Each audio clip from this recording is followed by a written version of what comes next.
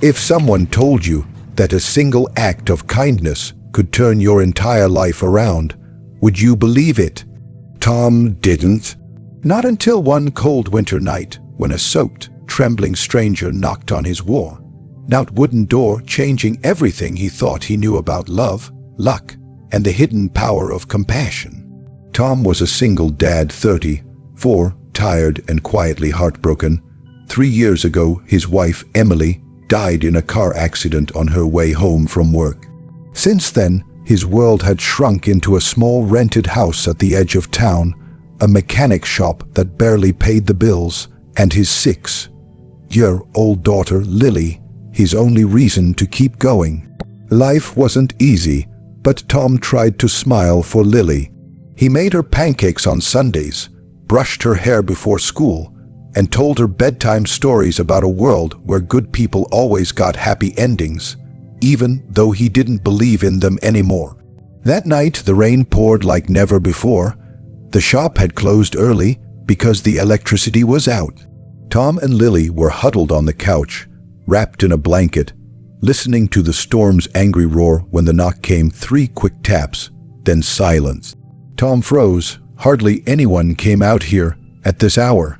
He opened the door carefully, and there she was, a young woman, drenched from head to toe, her lips trembling, clutching a small backpack like it was her only possession in the world.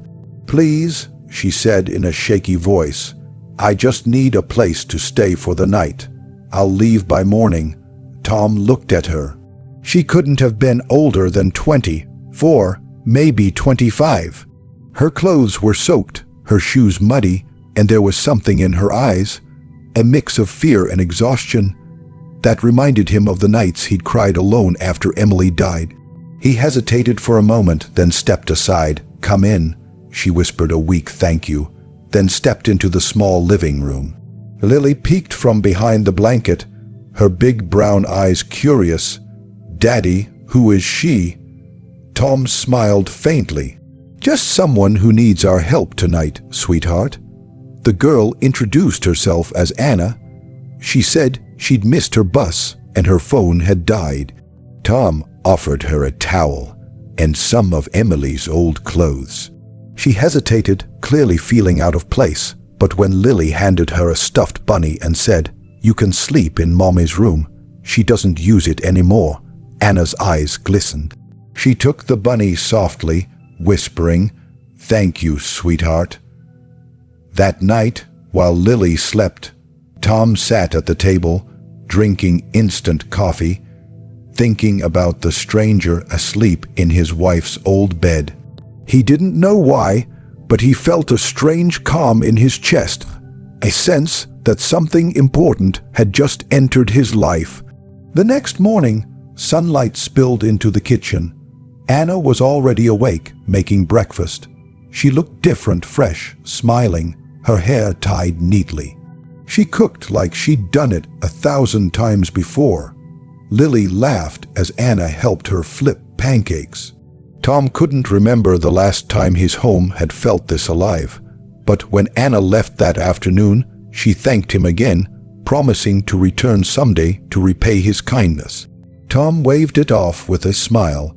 He didn't expect to see her again. 2 weeks passed. Life went back to its quiet rhythm. The shop struggled, the bills piled up. Then one morning, a black car stopped outside his home.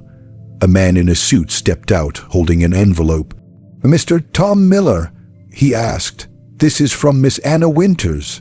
Tom frowned, opening the envelope. Inside was a letter and a check, more zeros than he'd ever seen in his life. The letter read, "Dear Tom, you didn't know who I was, and you didn't ask. You gave me shelter when I had nothing. I am the daughter of Henry Winters, founder of Winters Enterprises. I left home that night after an argument with my father, tired of people only treating me kindly because of my name. But you showed me real kindness, with no agenda. I wanted to see what it meant to be cared for. Not as a millionaire's daughter, but as a person. You and Lily reminded me that love, not wealth, makes a home. Enclosed is a small gift, not repayment, but gratitude. Use it to fix your shop or follow your dreams. And please tell Lily the bunny still sleeps beside me every night. With love, Anna." Tom sat there, stunned, tears clouding his eyes.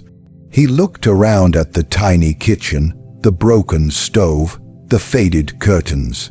For years, he'd lived believing the world had forgotten him. But that single act of kindness had been seen, remembered, and returned in a way he could never have imagined. Months passed, and Tom's life began to change.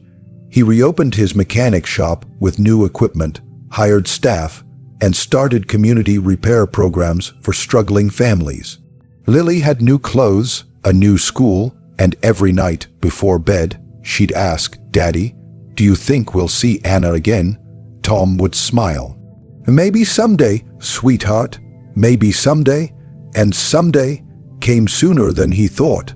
One spring afternoon, as Tom closed the shop, a familiar voice called his name. He turned, and there she was, Anna, wearing a simple white dress holding a small potted plant. "I told you I'd come back," she said softly. Tom's heart stilled. "You didn't have to do any of this," he murmured. "I wanted to." Anna replied, "You showed me what it means to have a home, Tom. I just want to be part of it again." Lily ran out from inside, shouting "Anna," and hugged her tightly. The three of them stood there in the fading sunlight, three broken souls who had somehow found one another through a storm, proving that sometimes the richest hearts are found in the poorest homes. And that night, as the stars lit up the quiet sky, Tom whispered to himself, "Maybe happy endings do exist, they just take the right people to find them."